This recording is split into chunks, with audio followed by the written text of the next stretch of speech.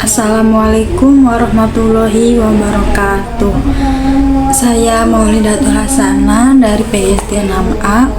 Di video ini saya akan memaparkan hasil pengamatan saya di UPTD SDN 2 Kaplongan. Pengamatan PLP 1. Yang pertama yaitu sebelum ke pembahasan pengamatan, ada aspek yang harus dipenuhi terlebih dahulu, yaitu ada 7 aspek.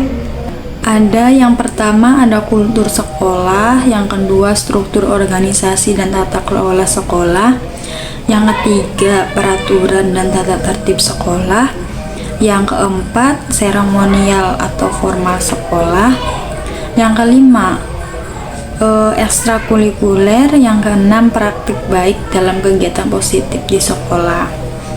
Nah, langsung saja masuk ke aspek pengamatan. Yang pertama yaitu kultur sekolah. Ada kegiatan 3S, senyum, sapa, dan salam. Kegiatan tersebut biasanya dilakukan ketika di sekitaran sekolah atau di sekitar lingkungan sekolahnya gitu. Terus yang kedua, bersikap ramah dan santun. Guru dan siswa bersikap ramah terhadap semua orang yang ada di sekolah, termasuk para mahasiswa juga. Pelaksanaan ibadah bersama. Ada pelaksanaan sholat duha bagi kelas 1 sampai 3 dan sholat duhur bagi semua siswa. Yang keempat ada pengkondisian awal belajar. Sebelum memulai pembelajaran, siswa diminta untuk melakukan doa terlebih dahulu. Terus selanjutnya suasana kelas yang menyenangkan.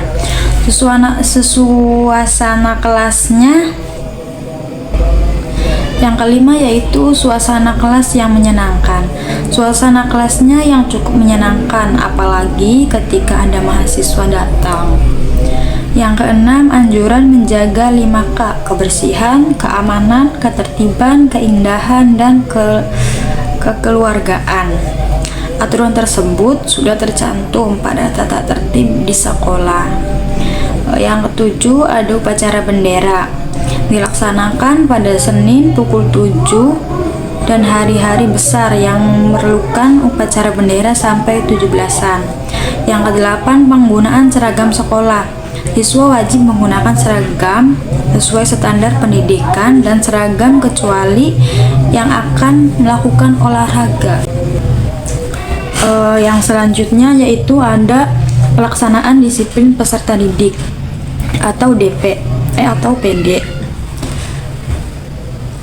Selanjutnya yaitu ada pelaksanaan disiplin peserta didik atau PD. Peserta didik wajib datang tepat waktu dan penggunaan seragam dengan rapi dan seragam satu sama. Yang tiga, menghormati guru dan santun. Terus wajib untuk ikut melaksanakan sholat baik itu duha ataupun duhur.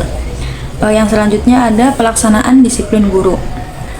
Datang pada tepat waktu sesuai jadwal yang sudah ada ditentukan. Terus menegakkan kegiatan. Yang selanjutnya ada pelaksanaan disiplin guru. Yang pertama yaitu memberikan sikap teladan yang baik untuk ditiru oleh anak-anak dan nyaman untuk belajar, seperti lingkungan kelas yang cukup bersih, nyaman untuk keberlangsungan proses belajar mengajar. Selanjutnya masuk ke struktur yang kedua yang harus dipenuhi, yaitu struktur organisasi dan tata kelola sekolah. Yang pertama yaitu ada visi dan misi sekolahnya. Visi misi sekolah tercantum pada sekolah UPTD 2 Kaplongan. Terus ada sosialisasi visi dan misi sekolahnya. Ada bagian struktur organisasi sekolah. Terus ada deskripsi tugas untuk masing-masing komponen organisasi sekolahnya juga. Terus ada sosialisasi program kerja sekolahnya. Ada sosialisasi tata tertib sekolahnya juga. Terus ada area dan prasarana sekolah. Sarananya yaitu seperti peralatan pendidikan, media, buku, dan sumber belajar. Bahan habis pakai, ada lingkungan belajar yang kondusif dan nyaman atau aspek fisik. Terus kalau prasarananya yaitu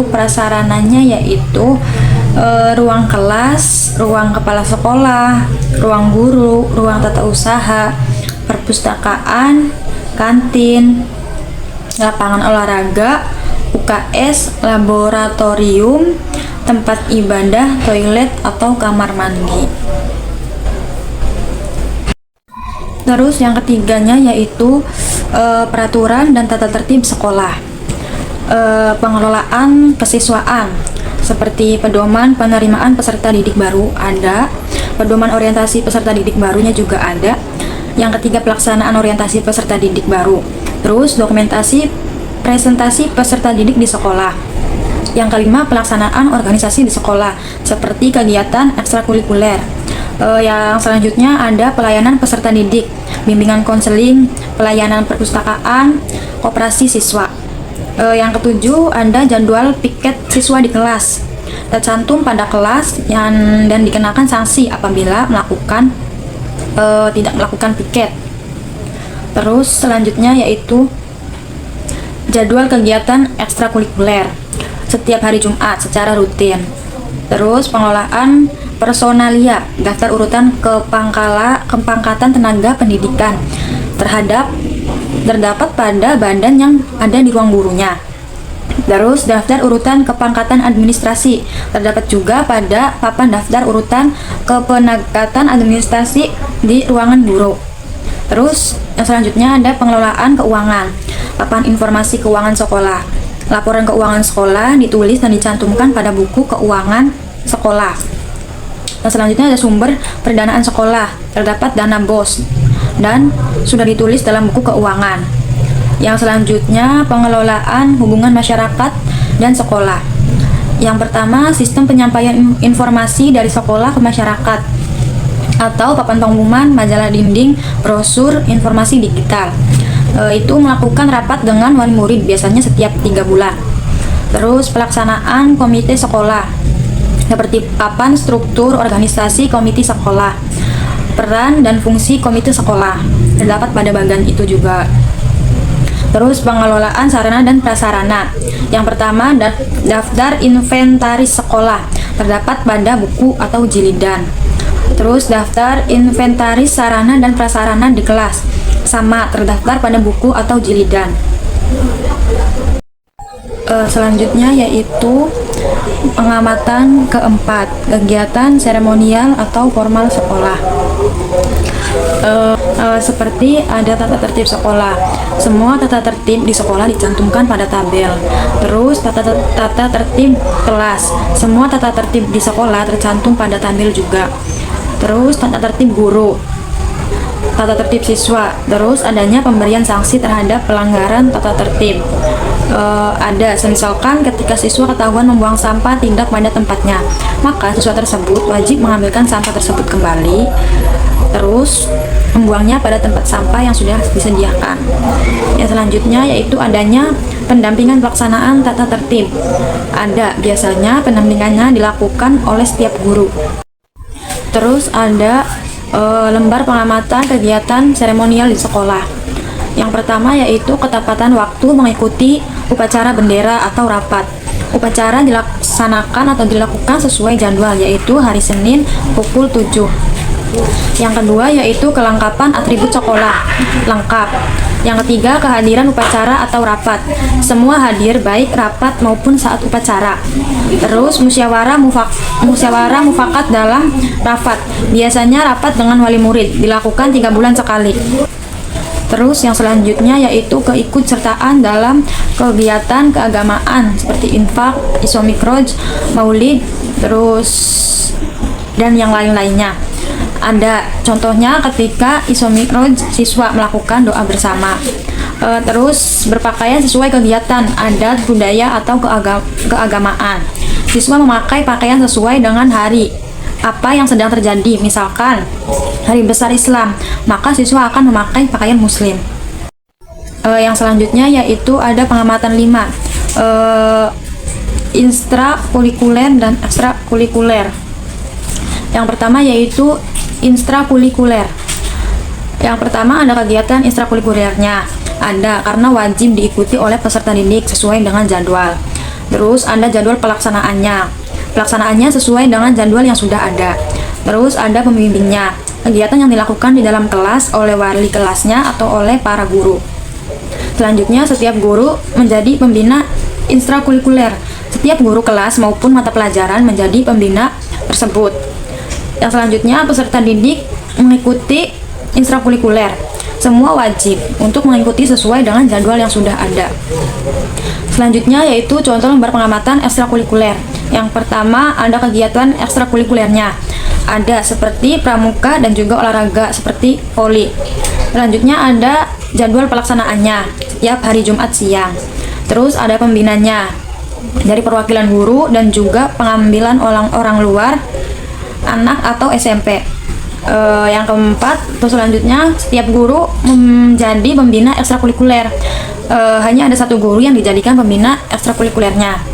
Yang selanjutnya, setiap peserta didik mengikuti ekstrakurikuler. Semua siswa wajib mengikuti kegiatan eskul seperti pramuka, terutama untuk kelas 3-6. Yang selanjutnya yaitu ke pengamatan 6 atau yang terakhir. Ada praktik baik dan kegiatan positif di sekolah. Langsung saja ke contoh lembar pengamatan praktik-praktik pembiasaan dan kebiasaan positif di sekolah. Yang pertama yaitu pelaksanaan berbasis sebelum masuk kelas. Seperti dilaksanakannya ketika awal sebelum masuk jam pelajaran pertama. Terus yang kedua, pelaksanaan ketertiban siswa, kelengkapan seragam dan kebersihan PD, kerapian rambut dan kebersihan kuku. Guru biasanya melakukan ketertiban pada hari Jumat. Yang ketiga, ada praktik kebiasaan mencium tangan guru ketika siswa akan masuk ke kelas dan ketika ingin pulang. Terus ada praktik kebiasaan membuang sampah pada tempatnya. Setiap anak diwajibkan membuang sampah pada tempatnya. Jika tidak, maka akan dikenakan hukuman bagi siswa yang melanggar hukuman tersebut. Terus yang terakhir ada praktik bekerja sama pada peserta didik. Biasanya guru akan membagi siswa menjadi beberapa kelompok untuk mengerjakan tugas kelompoknya atau berdiskusi. Ya, sekian video dari saya. Kurang dan lebihnya mohon maaf. Wassalamualaikum warahmatullahi wabarakatuh.